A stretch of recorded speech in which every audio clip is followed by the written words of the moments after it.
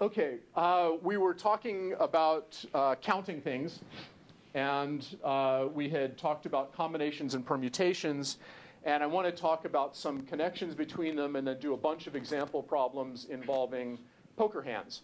A lot of the theory of probability originated with games of chance. It originated with gambling and figuring out how should you bet.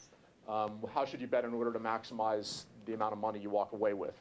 And games like cards are particularly amenable to dealing with probabilistically because the assumption that the cards are well mixed, that the hand that you get is like a random sample, can in some sense be verified. If somebody isn't cheating, right, if somebody isn't stacking the deck in some way, if they really do shuffle it, 8, 10, 12 times, the cards ought to be pretty well mixed together, right? Just like taking a big pot of soup and stirring up the soup really, really well. So that kind of mixing together of things so that all possibilities are equally likely is crucial to being able to figure out what the probability of a hand is.